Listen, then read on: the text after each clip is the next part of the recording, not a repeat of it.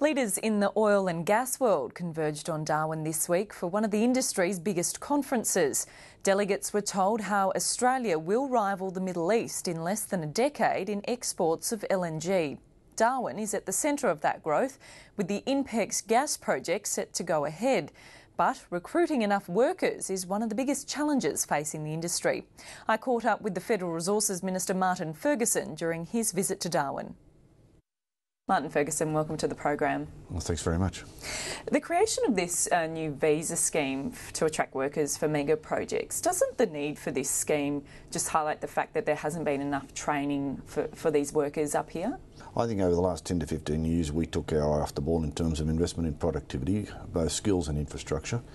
We're in catch-up mode, and hence the recent budget had a $3 billion commitment to the skilling of Australia. But our immediate needs are now, and we've got to embrace enterprise migration agreements, otherwise we've got a shortage of labour and pressure on wages, and we will not be able to deliver the investments. But this gas boom didn't really sneak up on us. We saw this coming, years ago. Why wasn't there training put into creating employment opportunities back then? No, I don't accept that people knew the gas boom was coming as quickly as it did. When I became the Minister, for example, in December 2007, no one saw the $45 billion on the East Coast in coal seam methane as being a potential reality. It was a dream. It was only when British Gas came here that the pressure went on the industry to actually move towards these investment decisions. Yes, we've been working on the ICTIS project for some years, but again in December 2007, there was a real debate about whether it went to Marriott Islands in Western Australia or Darwin. So we have got a huge boom in investment. It's a bit like the last resources boom. No one saw the growth in China. And industry and government failed to invest in infrastructure, so we lost market share, for example, on coal and iron ore. We are now in a catch-up mode. That's what's happened on skills. We can get through it, but migration is going to be part of the solution. How do these visa migration agreements actually work?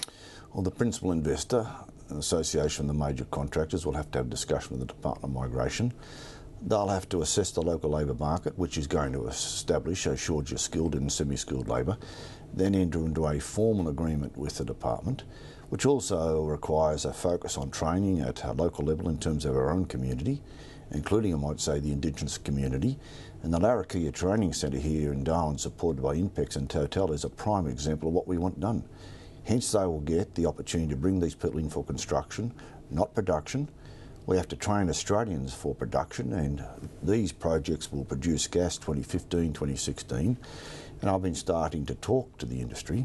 We now have to make some training decisions because we'll have an absolute shortage of operators of the LNG plants come 15, 16. Everyone in Darwin is sort of hanging out for the INPEX decision, that the final investment decision is due before the end of the year. What's your prediction in that area? Look, there's one outstanding production licence which is in the process of being properly finalised at the moment.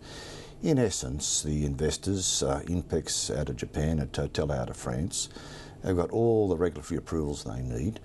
Once they get the production licence, then they will go through the normal decision-making processes, and then they'll make an announcement. I am quietly confident we'll get the investment. It's about energy security in Japan. Can I also say, Total, this will be the biggest ever French investment in Australia. Have the prospects for the INPEX project enhanced due to the problems facing the nuclear industry? Fukushima, the unfortunate accident, reinforced the need for this investment. But even prior to March of this year, there was no doubt in my mind, from an energy security point of view, Japan absolutely needed to make this investment. They're not just investing in the ICTIS project, they are now making investments in a range of long-term gas projects in Australia and entering into long-term offtake agreements for the supply of LNG to Japan. In the last few weeks I've been through Japan twice, Indonesia, Brunei, Taiwan, China. They are very much focused on Australia as a reliable supplier of commodities, not just LNG, but also copper, iron ore, uranium, coal. We are very well placed for the Asian century.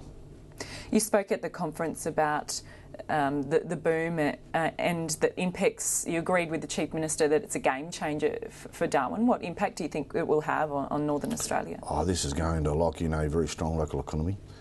It's also going to lead to a diversification of the economy. We've had one gas train here historically, the Conoco plant. We're going to have another couple of gas trains, but you're going to develop a whole service industry.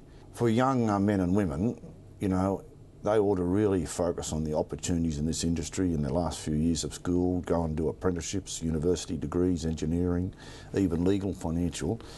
These are long life assets, 40, 50 years of activity.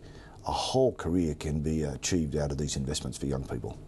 Martin Ferguson, thanks for talking with us. Thank you.